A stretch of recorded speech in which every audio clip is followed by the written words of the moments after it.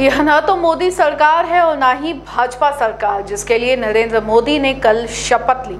अब तक मोदी की सरकार तीसरी बार। मोदी गारंटी है तो मुमकिन है सब कुछ, लेकिन कल वो तस्वीर नहीं थी।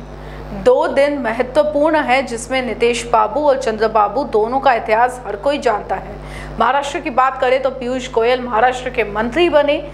गोयल तो शेयर बाजार के लोगों के मंत्री हैं, वो व्यापारियों के मंत्री हैं। मल्लिकार्जुन खड़गे विपक्ष के नेता हैं, इसलिए वे गए और यह एक सामूहिक निर्णय था कि खड़गे को जाना चाहिए, हमें उस शपथ ग्रहण से दूर रहना चाहिए। भागवत करार को कनाडा के आलाकमान के तौर पर भेजेंगे और नारायण राणे को ज्यादातर जॉर्ज बर्ग के पास भेजा जाएगा। उच्च आयुक्त के तौर पर सरकार को सभी की गाड़ी और घोड़े की व्यवस्था करनी होगी, ऐसी प्रतिक्रियाएं सांसद संजय राउत ने दी है। आइए देखते हैं क्या कुछ कहा उन्होंने। और की आम्ही अजून आहोत आणि सरकार नाकाम ठरलेलं आहे। आजही काश्मीरी पंडितांच्या घरवापसीबद्दल कोणी काहीच बोललेलं नाही। जतीनराम मांझी यांनी श्रीरामाचा एवढा घोर अपमान वारंवार केलेला आहे। आपल्याला माहित नसलेलं सांगतो, राम हे काल्पनिक पात्र होतं। राम हे काल्पनिक पात्र होतं आणि रावण रामापेक्षा श्रेष्ठ होता असं सांगणाऱ्या जतीनराम मांझी यांना मोदी सरकारमध्ये कॅबिनेट आपलं भाजप इंडिया सरकारमध्ये कॅबिनेट मंत्रीपद दिलं। यापेक्षा कलियुगातला हा नवा अवतार काय असू शकतो या नरेंद्र मोदींचा। स्वतःला ते श्रीराम समजत होते, विष्णू समजत होते, भगवान समजत होते, पण श्रीरामाचा घोर अपमान करणारे जतीनराम मांझी राम हे अस्तित्वातच नव्हते।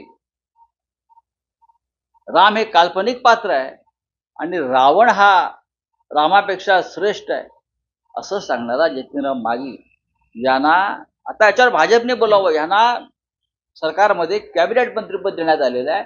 याच्यावर रामभक्त भाजपनं याच्यावर आपलं मत व्यक्त केलं पाहिजे, मोदींनी मत व्यक्त केलं पाहिजे। ग्रहण लागल्यासारखं कुठे उत्साह आहे लोकांमध्ये? शपथ घेतली, लोकांमध्ये उत्साह कुठे आहे? पाहिलं तर आपण लोकांनी थाळ्या बिळ्या काय वाजवल्या का? काय टाळ्या थाळ्या? कुठे उत्साह लोकांमध्ये?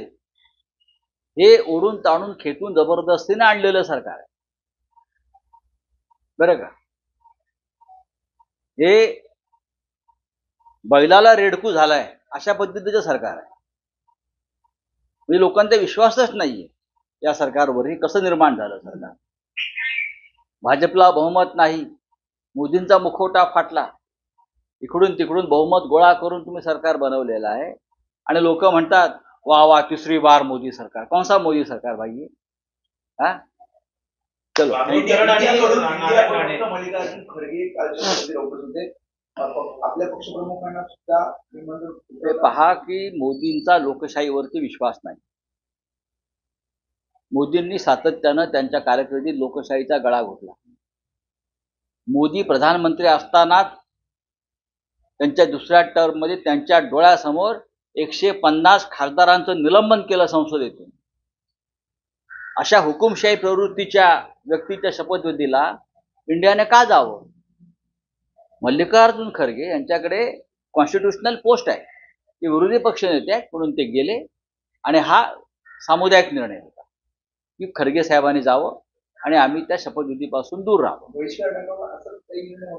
बहिष्कारने कशा करता जायचं? ज्या शपथ घेतली लोकशाहीच्या माध्यमातून, पण त्यांनी 150 खासदारांना ज्या पद्धतीनं निलंबित केलं, कत्तल केली लोकशाहीची, अशा व्यक्तीच्या शपथविधीला आम्ही का जावं? हा साधा प्रश्न आमच्या समोर होता। तरी देशाचं प्रधानमंत्री पद आहे, संविधानिक पदावर खरगे साहेब बसलेले आहेत, मल्लिकार्जुन खरगे, ते जाऊन आले। नागपुर ही नहीं तो विदर्भ के लोगों के स्वास्थ्य को बनाए रखने की जिम्मेदारी अब रिलायबल मल्टी स्पेशलिटी हॉस्पिटल की। Best quality health care. जी हाँ, अब हम रहेंगे आपकी सेवा में 24/7 तत्पर। Orthopaedic, joint replacement, ICU theatre, maternity surgery, pathology, modular operation, pharmacy और लैप्रोस्कोपी सर्जरी आदि सभी आधुनिक सुविधाओं से पूर्ण we are always for your health care. हमारा पता reliable multi speciality hospital, Wathoda square, near Nayara petrol pump, ring road, Nagpur.